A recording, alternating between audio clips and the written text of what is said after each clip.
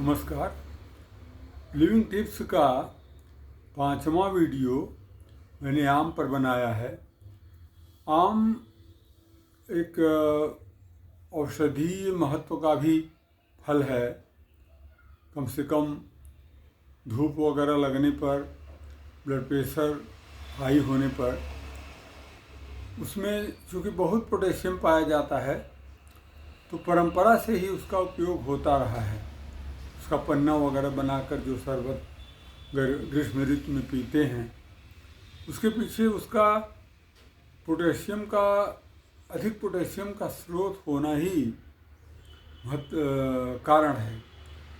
यहाँ पर कुछ अवान्तर प्रयोग, कुछ ऐसे आम के ऐसे फायदों की ओर ध्यान आकर्षित करेंगे जो प्रायः हमारे ध्यान में नहीं आता है। आम में जो है कई अवस्थाएं आम की होती हैं। वो कच्चा होता है तो खट्टा होता है, पकने पर मीठा हो जाता है, शुगर का बहुत उसमें शुगर उपस्थित, फ्रक्टोज वगैरह उपस्थित हो जाती है। तो एक तरह से देखा जाए तो अगर शुगर का मरीज है तो वह कुछ कम पके में जिसमें शुगर कम हो उसको भी खा सकता है और इसका लाभ ले सकता है।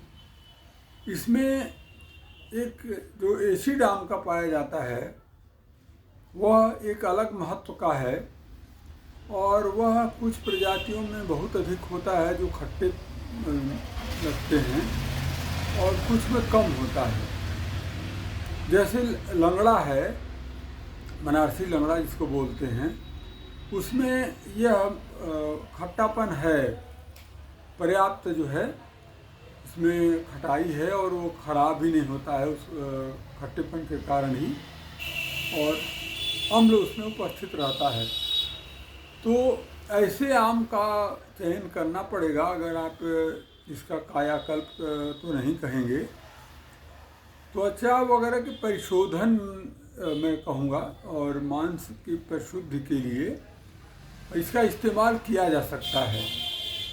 पहली बात यह है कि इस विटामिन ए का स्रोत है और जब विटामिन ए की विशेषता होती है कि जब आपके शरीर में एकत्रित हो जाता है लीवर में, तो जब नहीं चाहिए होता है तो फिर आप स्वाभाविक रूप से आम खाने के प्रति अरुचि हो जाएगी। और जब तक ऐसा नहीं होता है तब तक मेरा मानना है कि आप संग्रह हो रहा है और आम को खाते रहना चाहिए। लेकिन आम का जो महत्व है वह उसके उस खटाई के कारण है, उस खट्टेपन के कारण है। अगर आप मीठा आम खाते हैं तो उसमें कुछ हिस्सा तो खट्टेपन का रहता है, उसका अम्ल उसमें बना रहता है, तो वह फायदा तो करता है। लेकिन वह अगर अधपका हो, कम पका हो, और सबसे बड़ी बात यह है कि या तो पेड़ का पका हो या फिर उसे पकाया जाए और उस परंपरागत विधि से पकाया जाए जो बिना किसी केमिकल के, रासायनिक प्रयोग के, जो हजारों वर्षों से लोग करते आ रहे हैं। जैसे आम को पकाने की सर्वोत्तम प्राकृतिक विधि जो है उसको कुछ समय तक के लिए पानी में भिगोकर और उसके बाद उसको पोंछ कर सुखवा कर फिर सूखा जब हो जाए तब फिर उसको अखबार वगैरह से किसी अन्य विधि से उसको ढकने का है। ऐसा माना जाता है और एक सच्चाई है कि जामुन हुआ, आम हुआ, जैसे ही बारिश की बूंदें पड़ती हैं आम पकने लगते हैं। और यही वह विधि है, यही जो प्राकृतिक विधि है, क्योंकि जैसे ही कुछ ऐसे चेंज एंजाइम में होते हैं इसके पानी पड़ते ही कि उसको पता चल जाता है फलों को कि बारिश हो गई है और अब पकना है, पककर जो है अंकुरित होना है, बीज में बदलना है, पेड़ में बदलना है। तो वह तब तक जो है आम पकना शुरू नहीं होते जब तक बारिश नहीं होती, और वह प्रतीक्षा करते प्रतीत होते हैं।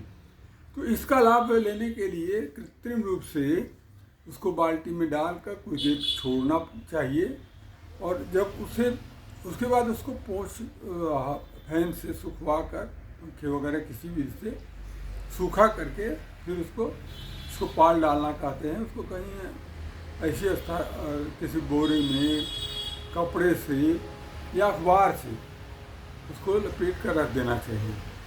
और बिना किसी केमिकल के यह जो है बहुत ही जब पकता है तो लगता है कि प्राकृतिक रूप से पका है, क्योंकि उसको लगता है कि बारिश हो चुकी है और पेड़ वो पकने लगते हैं अपने से, केवल पानी में इस विधि से संस्कारित होने के कारण। तो ऐसे आम का और वह भी लंगड़े का सुझाव इसलिए दिया जाता है कि लंगड़ा जो है खराब नहीं होता है, उसमें पर्याप्त अम्ल पाया जाता है जो आम का है, तो अन्य में जो है कम पाया जाता है। और उसको अगर आप अधिक फ़ायदा लेना चाहते हैं और फ़ायदा किस तरह का, इस पर मैं थोड़ा प्रकाश डालता हूँ।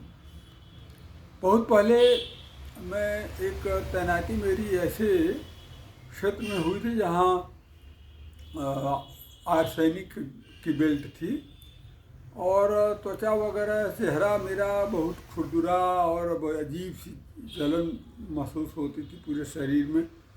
और एक तरह से वहाँ चूँकि पानी का जल का और कोई और स्रोत नहीं था उस समय तक, तो हम लोग मजबूर होते थे कुछ समय तक। और तब तक ये प्रचलन आर ओ वाटर या जो फिल्टर वाटर मिलता है उस समय तक नहीं शुरू हुआ था। तो मेरे अंदर जो बेचैनी थी और चेहरे का जो रूप हो गया था उसके कारण मुझे लगा कि इसका क्या प्राकृतिक उपाय हो सकता है। तो मुझे फिर आम की याद आई कि आम खट्टा होता है और उसको शरीर में कोई भी केमिकल हो वह तेजाब से एसिड से ही हटाया जा सकता है, तो क्यों ना आम का ही प्रयोग करके देखिए। तो मैंने इसी विधि से खूब आम का इस्तेमाल किया पकाकर, और उसको पूरा पकने के पहले ही, क्योंकि पहला वर्ष था, बाद में तो मैंने पका हुआ ही इस्तेमाल किया, तो उसको मैंने जैसे ही वो हल्का पीला होता था और खाया जा सकता था तो मैं तुरंत वो पूरा पकने का इंतज़ार नहीं करता था, उसको उस तरह खाता था कि ज़्यादा से ज़्यादा खट्टा खाऊं और शरीर से चीज़ें जो हानिकारक जो मेरे शरीर में प्रवेश कर गई हों निकल जाएं या किसी तरह वो उनका रूप बदल जाए। और विश्वास करेंगे कि कुछ दिन खाने के बाद मेरे चेहरे में परिवर्तन होने लगा। मेरी त्वचा काफ़ी पतली और चिकनी होने लगी और जो कोशिकाओं में जो जमा हुआ जो तरह तरह का था वो उसमें गायब हो गया। तो उसके बाद से मैंने ये नियम बना लिया कि हर जब आम आए तो वर्ष भर के लिए अपने शरीर में उस विटामिन ए का उसको अधिक से अधिक खाकर, और जो त्वचा की शुद्धि मांस शुद्धि का उसमें गुण है और उसकी जो उसका जो तेजाबी जो उसमें अंश रहता है भीतर समाया हुआ, उसको खाने से जो शरीर में सुधार होता है देह में त्वचा में, तो उसका लाभ उठाया जाए। और फिर वो बी कॉम्प्लेक्स बी का विटामिन बी का है, नर्वस सिस्टम के लिए भी उपयुक्त है। तो एक जब तक आम शुरू होता है और जब खत्म होता है तो 3-4 महीने तक चलता है वो। कभी पहाड़ी आम आते हैं, कभी अब पहले दक्षिण का आम आता है दक्षिण भारत से, फिर अंत में जो है हिमालय क्षेत्र के आम आते हैं, बीच में मैदानी इलाके में जो होते हैं जैसे। लेकिन कोशिश करता हूँ कि लंगड़े का ही इस्तेमाल इस विधि में प्रयोग किया जाए, क्योंकि वो खट्टा होता है थोड़ा, हमेशा पकने पर भी खट्टापन उसमें रहता है। और आमों में ऐसा नहीं रहता है, वो ज़्यादा मीठे होते हैं, ज़्यादा कैलोरी रहेगा। अगर वो डायबिटीज़ का मरीज़ है तो वो उसको ज़्यादा हो जाएगा, नुकसानदेह होगा। तो इस तरह से करने पर वह काफ़ी उसमें परिवर्तन होता है। और ये विधि तब तक कम से कम अधिक से अधिक खाने पर वर्ष भर के लिए, और वह प्रतिरोधक क्षमता, और सबसे बड़ी बात ये होती है कि नसें साफ हो जाती हैं, कोलेस्ट्रॉल वगैरह पर भी असर करता होगा खट्टापन उसका। और ये देखा मैंने कि वह नर्वस सिस्टम के लिए भी, चूँकि बी कम्प्लेक्स उसमें रहता है और ए मिलता है पीला होने के कारण काफ़ी उसमें, तो आँख के लिए और रतौंधी वगैरह नहीं होगी वर्ष भर, और नर्वस सिस्टम को सपोर्ट करने के कारण वह क्योंकि बी कम्प्लेक्स है, यूरोबियान वाला गुण उसमें रहता है, तो वो फ़ायदा हुआ। फिर उसका जो खट्टापन है वो कोलेस्ट्रॉल वगैरह को करता है। और चौथी बात ये है कि वो ब्लड प्रेशर, उसका जो पोटेशियम उसमें बहुत अधिक मात्रा में रहता है, वह potassium blood pressure, low blood pressure करता है। तो नसें साफ हो गई, ब्लड प्रेशर कम हो गया, चित्त अच्छा हो गया, और उसमें मीठा माधुर्य है, तो मन भी प्रसन्न रहता है। तो इतने गुण एक फल देता है। और मैंने मान लिया है कि प्राचीन भारत में लोग 100 वर्ष इसलिए जी पाते थे कि वो भरपूर आम खाते थे।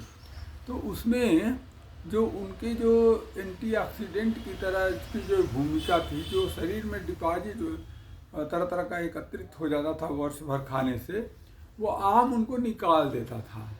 ये मैं मानता हूँ कि आम के खट्टापन उसमें से निकाल देने के कारण वो फिर वो नया खाने की स्थिति में हो जाते हैं। क्योंकि जैसे कंप्यूटर में अगर आप मेमोरी फुल है तो कुछ डिलीट करना पड़ेगा, तो स्वाभाविक है कि जो खट्टापन है वह एक ऐसा काम करता है कि हम और भी अगले वर्ष, एक वर्ष के लिए कुछ खा पी सकें। तो ये जो ग्रीष्म ऋतु का उपहार है, उसके बाद वर्षा ऋतु तक जो आम का मौसम आ रहा है अभी, तो इसके लिए मैं इसको देखिएगा कि आप इसका त्वचा, मांस की शुद्धि जो शरीर का है, तो पेशियों की शुद्धि के लिए, उनकी कोशिकाओं की शुद्धि के लिए मुझे आम का यह जो अमृतकारी प्रयोग है, इसको मैं कायाकल्प भी कर सकता हूँ, लेकिन मैं इसको आयुकल्प कहना चाहूँगा। आयु और त्वचा को निखारने के लिए सौंदर्यवर्धक है ये, और वह मांस की गुणवत्ता में सुधार करता है वर्ष भर के लिए। आप इसलिए भरपूर सेवन करें और लगाएं भी, उसका पेड़ भी लगाएं। इन्हीं शब्दों के साथ मैं आज यही समाप्त करता हूँ। धन्यवाद।